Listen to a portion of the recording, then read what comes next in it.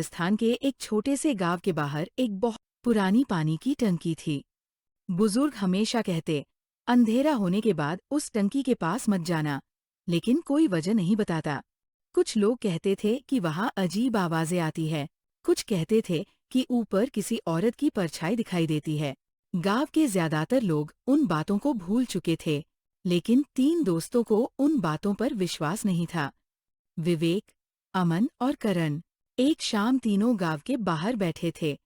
कल मेरे चाचा कह रहे थे कि उन्होंने टंकी पर किसी को देखा। हाँ, वही सफेद कपड़ों वाली औरत। हर गांव में ऐसी एक कहानी होती है।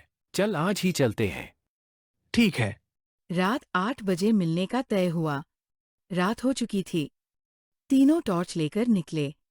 जैसे जैसे वे गांव से दूर जा रहे थे, आवाजें कम होती जा रही थीं। थोड़ी देर बाद सामने टंकी दिखाई दी, पुरानी, ऊंची और बिल्कुल शांत। हवा चल रही थी, लेकिन टंकी के आसपास अजीब सन्नाटा था। अभी भी वापस चल सकते हैं। इतनी दूर आए हैं। वे सीढ़ियां चढ़ने लगे।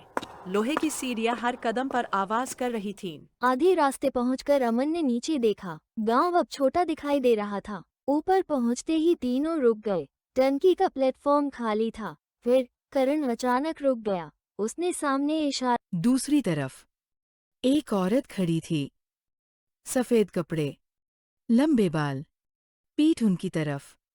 वो हिल भी नहीं रही थी। कोई यहाँ कैसे आ गया? विवेक धीरे धीरे आगे बढ़ा। सुनिए। औरत नहीं मुड़ी। फिर उसने बहुत धीमी आवाज में पूछा, क्या तुमने मेरे बेटे को देखा है? तीनों चुप हो गए। नहीं। वो यही खेल रहा था। विवेक कुछ और पूछता, उससे पहले औरत गायब। बस एक पल में तीनों पीछे हट गए। तभी टंकी के अंदर से आवाज आई, छप, फिर छप, जैसे कोई पानी में चल रहा हो। विवेक ने टॉर्च अंदर डाली, लेकिन उसे कुछ नहीं दिखा। पीछे से आवाज आई, मैं उसे ढूंढ रही हूँ। वे मुड़े। औरत फिर खड़ी थी। इस बार उसका चेहरा साफ था। वह डरावनी नहीं लग रही थी, बस बहुत उदास। उसने धीरे से कहा, कई साल पहले मैं अपने बेटे को खोजते हुए यहाँ आई थी। उस दिन बहुत तेज बारिश थी। वो भागते हुए यहाँ आया। फिर मुझे वो नहीं मिला। उसकी आवाज धीमी हो गई। मैं उसे पुकारती रही, लेकिन वह रुक गई। तभी टंकी के नीचे से बच्चे की आवाज आई। औरत अचानक मुड़ी। उसकी आंखों में उम्मीद दिखी। वह टंकी के पास गई। कुछ सेकंड तक नीचे देखती रही। मैं आ रही हूँ। कभी कभी इंसान इंतजार करते करते खुद रास्ता भूल जाता है। अगर कोई माँ अपने बच्चे को ढूंढ रही हो, तो उसे डरना नहीं चाहिए।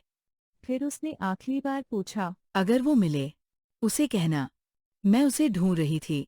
और गायब हो गई। सुबह तीनों गांव के बुजुर्ग के पास गए। सब बताया। बुजुर्ग काफी देर चुप रहे। बहुत साल पहले एक औरत का बच्चा खो गया था। वो उसे खोजते हुए उस टंकी तक गई, लेकिन वो खुद भी वापस नहीं आई। लोग कहते हैं उसकी याद वही रह गई। कई दिन बीत गए। एक रात विवेक पढ़ रहा था। उसे बाहर हल्की आवाज सुनाई दी। उसने खिड़की से देखा। दूर टंकी दिखाई दे रही थी। ऊपर 2 आकृतियां थीं, एक औरत और उसके साथ एक छोटा बच्चा। दोनों खड़े थे, फिर धीरे धीरे धुंध में खो गए। उस रात के बाद गांव में किसी ने उस औरत को नहीं देखा। लेकिन आज भी लोग कहते हैं, अगर रात को पानी की टंकी के पास जाओ और हवा अचानक ठंडी हो जाए, तो एक धीमी आवाज सुनाई देती है, क्या तुमने मेरे बेटे को देखा है? और फिर